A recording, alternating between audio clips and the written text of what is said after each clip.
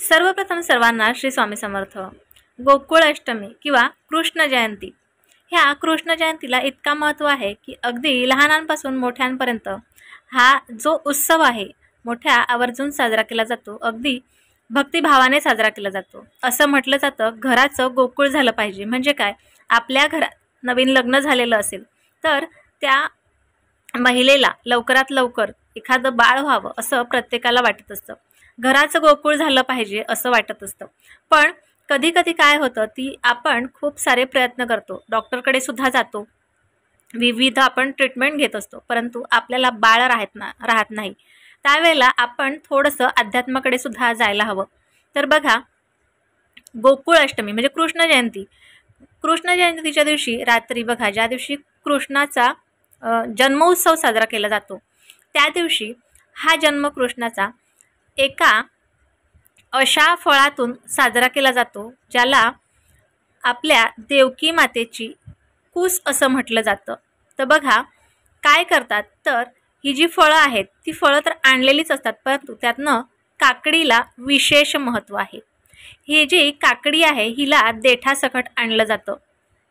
देठासकट काकडी आणली की तिला 1 रुपयाच्या शिक्क्याने किंवा एखाद्या चमच्याने व्यवस्थित असं तिचं देठाचा भाग कट केला जातो आणि मधोमध असं तिला पुन्हा कट करून तिच्या आतला जो बी असतो तो बी व्यवस्थित असा काढला जातो।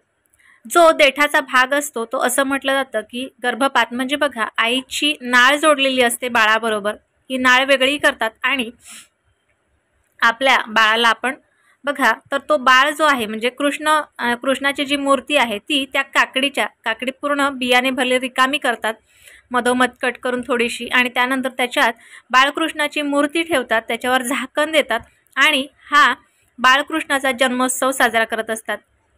असं म्हटलं जातं काकडी हे एक पवित्र फळ आहे, त्यामुळे हे आपण त्या दिवशी कृष्णांना त्याच्यातून त्या कुसेतून जन्म झाला असं दाखवून अशी आपण हा जन्मोत्सव साजरा करत असतो। त्यामुळे ह्या काकडी त्या दिवशी, हा जो फळ आहे काकडी जो आहे तो आपण प्रत्येकजण त्या दिवशी खात असतो, प्रसाद म्हणून सुद्धा खाल्ला जातो। तर त्या दिवशी बघा, तो जन्मोत्सव साजरा केल्याच्या नंतर ही जी काकडी आहे ही तिथेच बाजूला ठेवलेली असते। तर ज्या कुणाला प्रयत्न करून सुद्धा बाळ राहत नाही, डॉक्टर वगैरे सर्व काही करून झालेले आहेत, हताश निर्बल झालेले आहेत, त्यांनी काय करायचं, ही जी काकडी आहे ही तिथे ठेवलेली जी काकडी आहे, ही काकडी ज्या महिलेला गर्भ राहत नाही अशा महिलेने हे काकडीचं ग्रहण करायचं। ह्याच्यात बाळकृष्णाचा आशीर्वाद आहे। बघा, ज्या वेळेला आपण एखादा उत्सव साजरा करतो त्यावेळेला मंत्रोपचार करत असतो आणि सर्व पूजाविधी करत असतो, त्यामुळे ती एखादी तिकडची जी प्रत्येक वस्तू आहे ती अभिमंत्रित झालेली असते आणि ही जी अभिमंत्रित झालेली काकडी आहे ही आपल्याला, ज्या महिलेला गर्भ राहत नाही त्या महिलेने हे काकडीचं ग्रहण करायचं। बघा, ज्या वेळेलाही तुम्ही काकडी ग्रहण कराल त्यावेळेला खरंच भगवान श्रीकृष्णांचा तुम्हाला आशीर्वाद प्राप्त होईल आणि पुढच्या गोकुळ अष्टमीच्या आधी नक्कीच तुमच्या घराचं गोकुळ झालेलं असेल, म्हणजे तुम्हाला बाळ राहिलेलं असेल। परंतु त्यासाठी श्रद्धा आणि त्याचबरोबर आपल्याला डॉक्टरांकडे जाणं सुद्धा अतिशय गरजेचं आहे। त्यामुळे हा जो उपाय आहे अगदी रात्री 12 वाजता जरी असेल, निसंकोचपणे हे काकडीचं जे काकडी आहे फळ आहे ते तुम्हाला ग्रहण करायचं आहे।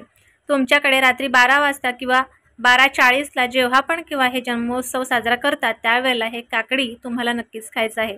नक्कीच तुम्हाला बाळ संतानप्राप्ती होईल, श्रीकृष्णांची तुमच्यावर कृपा होईल आणि तुमच्या घराचं गोकुळ होईल। तुम्हाला आजचा छोटासा उपाय कळला असेल, व्हिडिओ आवडल्यास लाईक, शेअर, सबस्क्राईब मात्र जरूर करा।